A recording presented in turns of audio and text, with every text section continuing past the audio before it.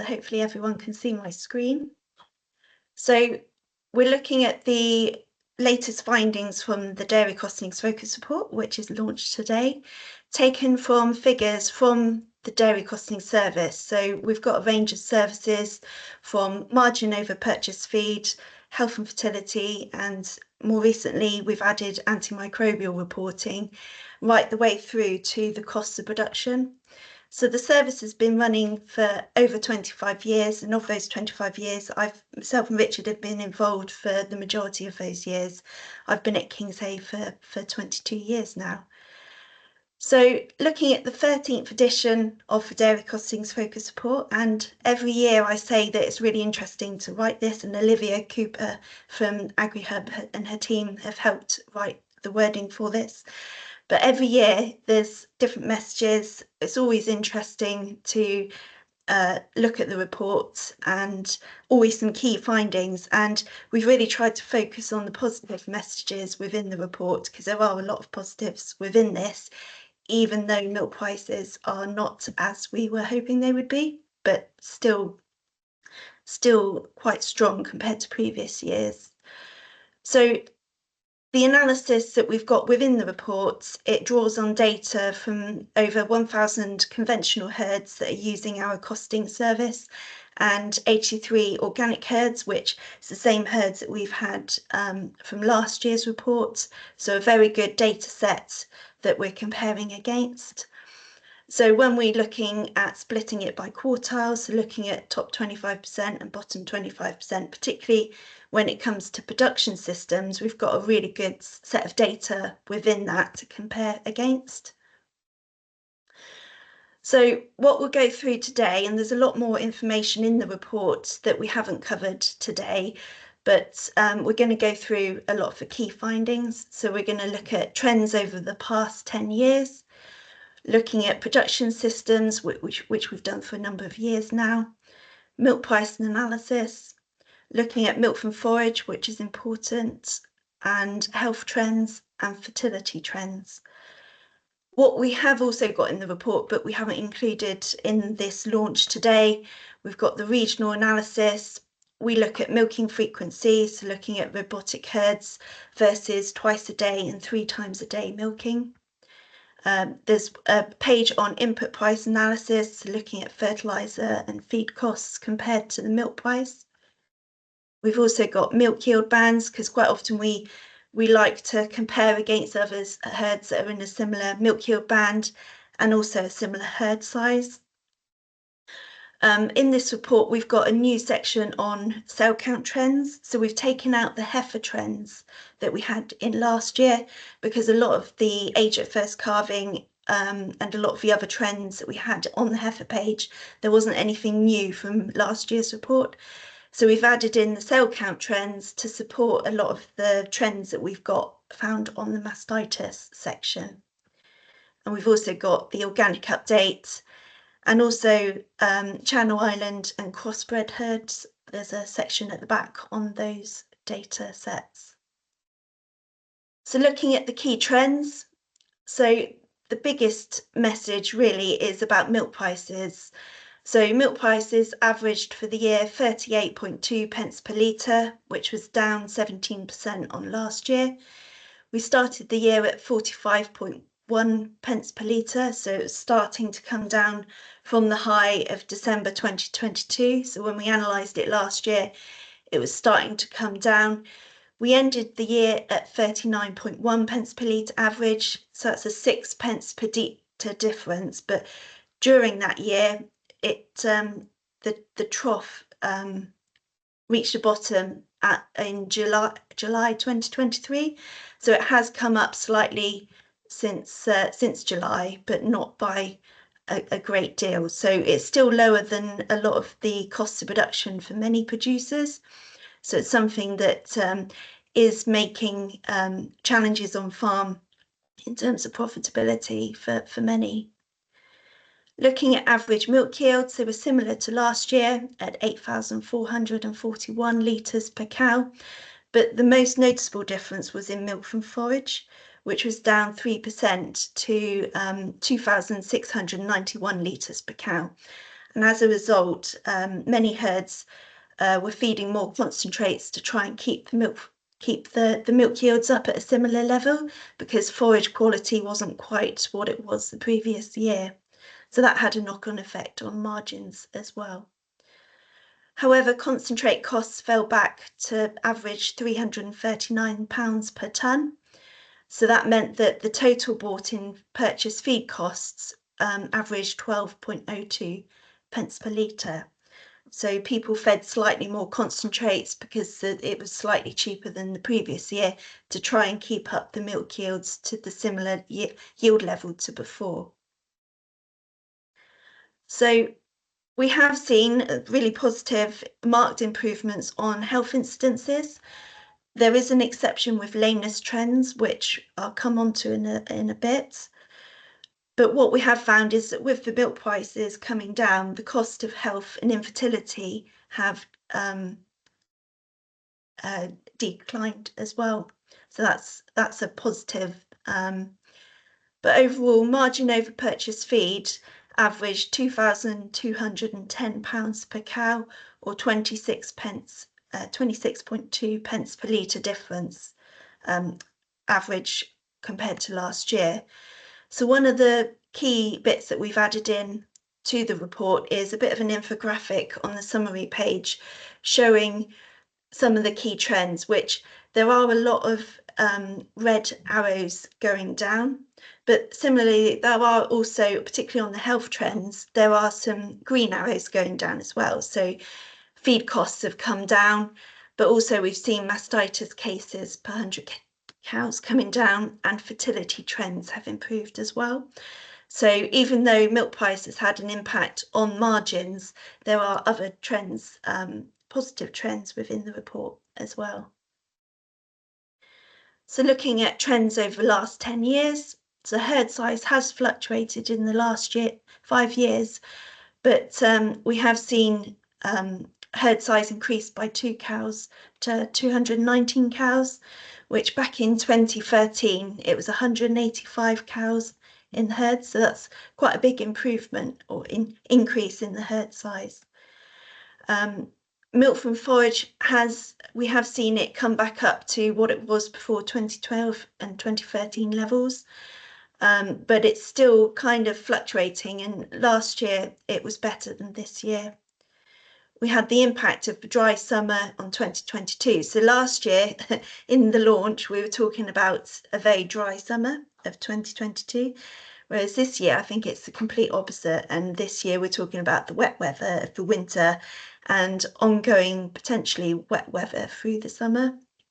So that's going to have a knock-on effect on margins.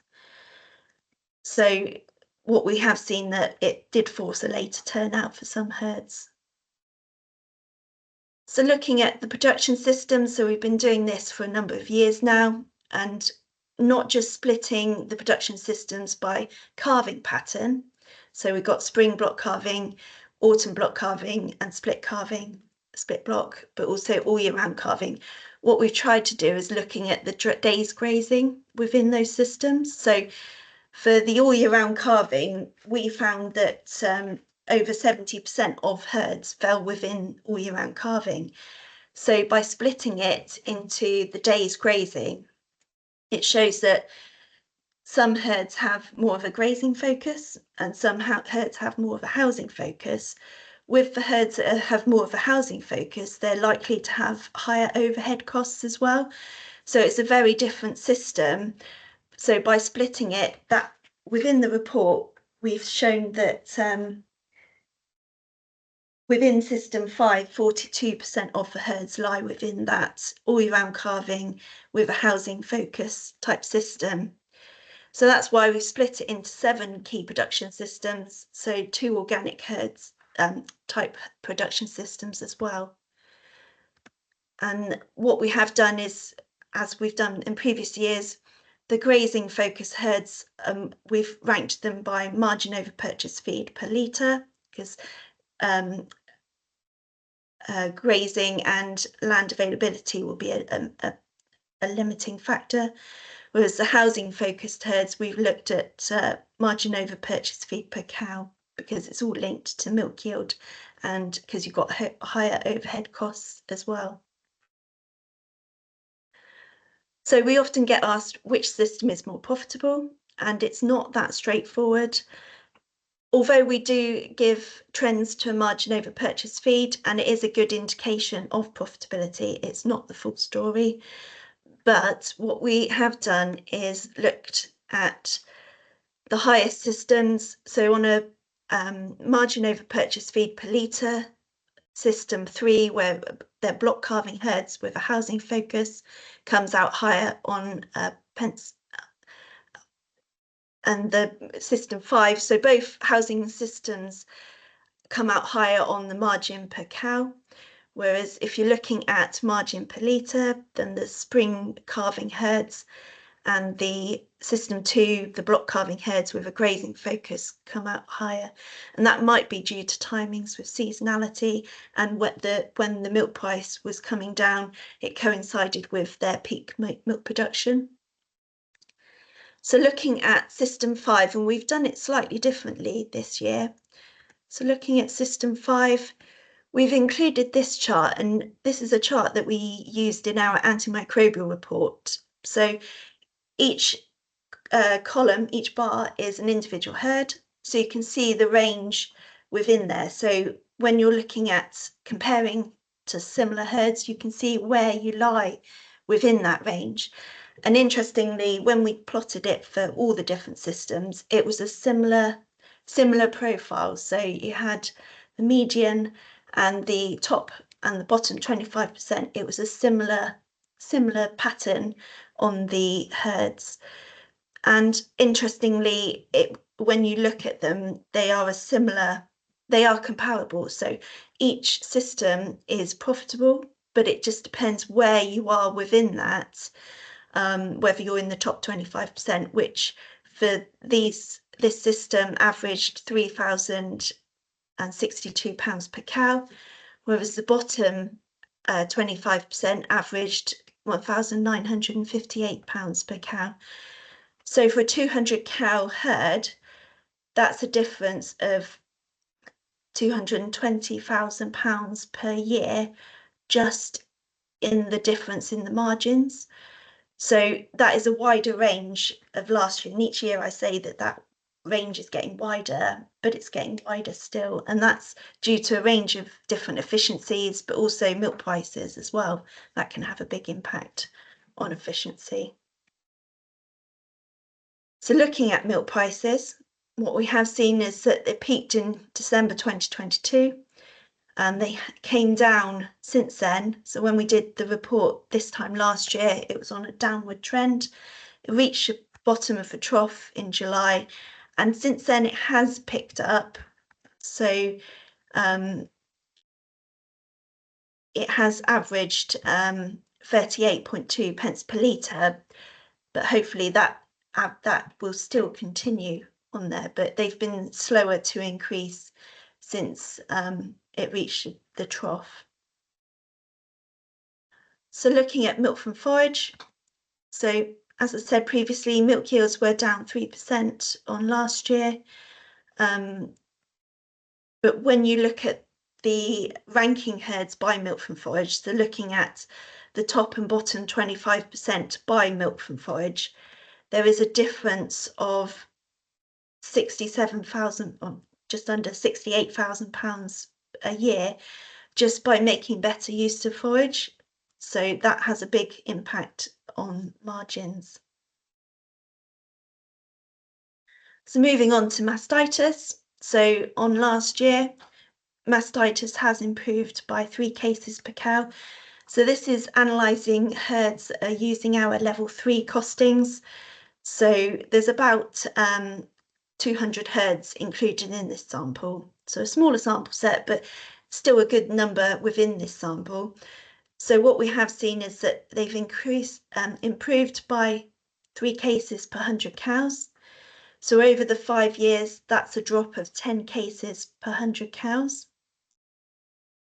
But what we have done is within our level 3, there's a mastitis cost calculator within that. So putting in all the latest figures, so looking at milk price, cold cow values and concentrate costs.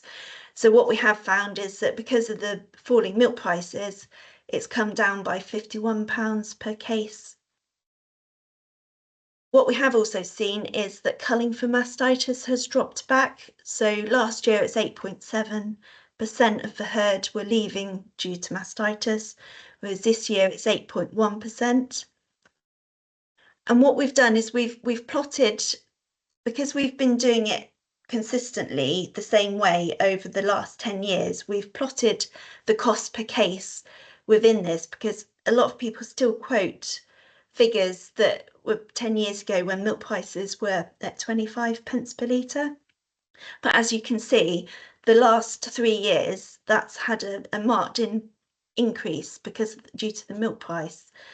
But it has come down back slightly on last year, but it's still quite a bit higher than, say, 10 years ago on the milk, on the cost, mastitis costs. So I mentioned about lameness cases being the exception to the health trends. What we have actually seen is that lameness has increased by 4 cases per 100 cows. So over the 5 years, it has fluctuated slightly. Now, whether that is due to improvements in recording, in that some people are really trying to get on top of lameness, so they're actually picking feet up earlier and before they get to a score 2 or a 3 on the mobility scores. So it might be due to improvements in recording. So people are really focusing on improving lameness. So that's gone up. What we have seen is that lameness costs have come down. So £48 per case lower than last year, mainly due to milk prices. But the culling rate was similar to last year. What we have seen though is that when you look at the proportion of the herd with scores 2 or 3, that was similar to last year at 5.9%. So lameness is always a bit of a grey area in what is a lameness case. And if you look at purely foot trimming records, then that will mean that potentially there is a higher lameness rate within the herd than, so you're being harsher on lameness than potentially there would be. But the fact that the proportion of herd with scores 2 or 3 has stayed the same, in theory, it should be the same person scoring each time. So that is potentially, well, it was a trend that we can't really explain, but we kind of put it down to improvements in recording of lameness. All I'd say is that when quoting the cost of lameness, our calculations don't include the impact on fertility because it could be double counting some things. So when we look at the cost of per case of lameness, that is the actual cost, but there is also the impact on fertility as well. So looking at health trends, so looking at other health incidences, there has been some changes and some improvements, offset by high cold cow values. But when you look at the cost, so looking at the group, so we've got the group average and then the average of the top 25%. And then you've got the average cost per case, which Kingshay have calculated based on various different parameters. The difference between the group and the top 25% in costs adds up to a difference of £11,444. So if a herd was to improve all their herd health and really focus on making changes to their routine and their management practices and getting the vet more involved, then that can have a direct impact on the cost per case. And also, even just by improving it by 10%, that can have a big impact on overall profitability. And it's an area that Kingshay believes that, along with feed efficiency, health and fertility is an area that can help improve efficiency on farm. So looking at fertility trends, so what we have seen is that calving interval has decreased by a day. So last year it went up by a day. So this year it's come back. So it's similar to levels that we've seen in the year 2021 to 2022. So taking out last year's impact of the dry summer of 2022. What we have seen is that days to first servicing has increased by 5 days to 70 days. We've also seen a marked difference in culling for infertility, so that fell to 6.7%. So again, back to levels that we saw in 2021-22 figures. What we have seen is that the cost of an extended calving interval has dropped back. So that's basing it on a milk price of 38 pence per litre. We've seen that the cost of an extended calving interval has come back to £4.88 per day over and above 385 days. So looking at reasons for cows leaving the herd, so we have seen that there's a similar proportion to last year of voluntary culls. So last year it's 35% of cows were selected. So that's reasons for, say, age, milk yield, high cell count, that sort of thing. So perhaps reasons for that you'd perhaps keep the cows for longer if milk prices were higher. But what we have seen is that people are selecting for other management reasons.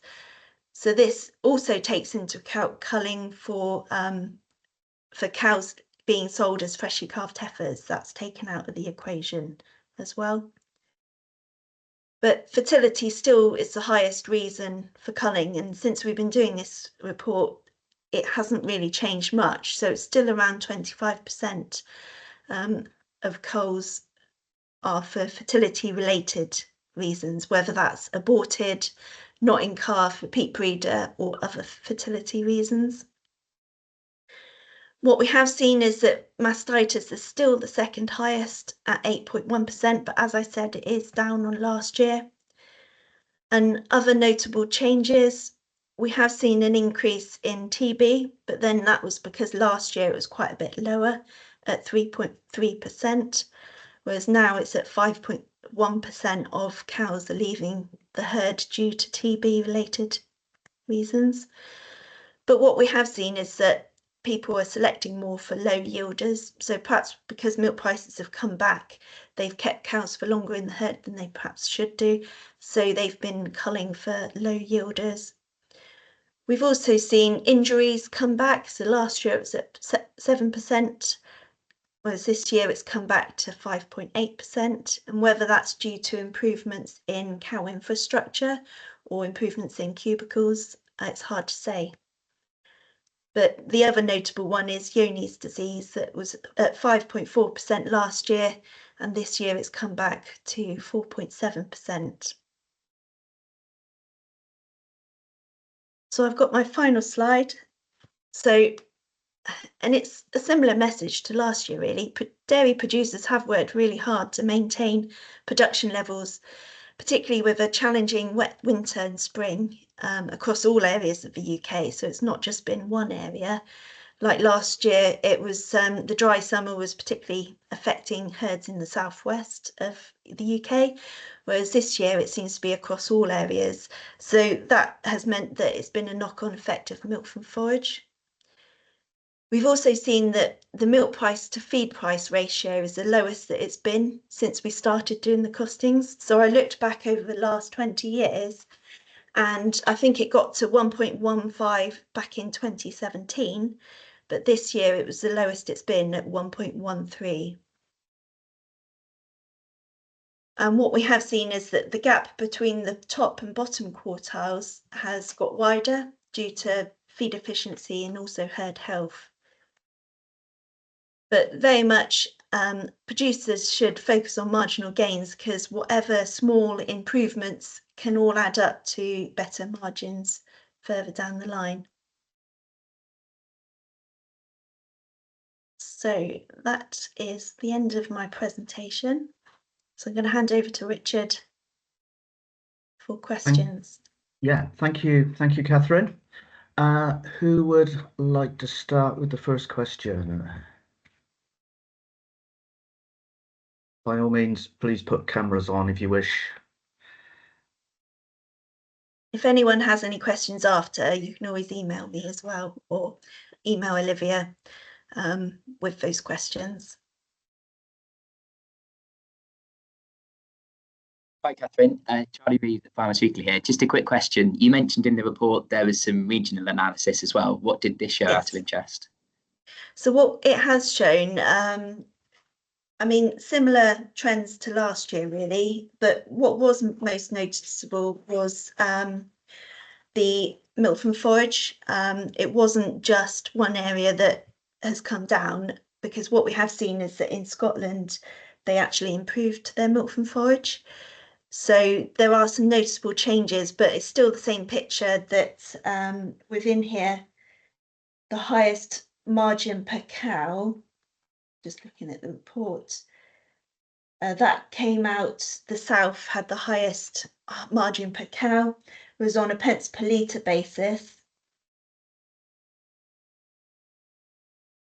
Yeah, the southeast came out higher, but similar trends. Yeah, with herd size and milk yields. But I think it's fair to say the herds we have in Scotland tend to be more housing focused as a sort of overall population. And yeah, maybe that's why they kind of the challenge in summer, autumn last year didn't quite affect them quite as much as the grazing focused herds. Yeah, because their average yield per cow is up at 9,300 litres. So it's quite a bit higher than the overall average, indicating that they are a higher proportion of those herds are housed all year round.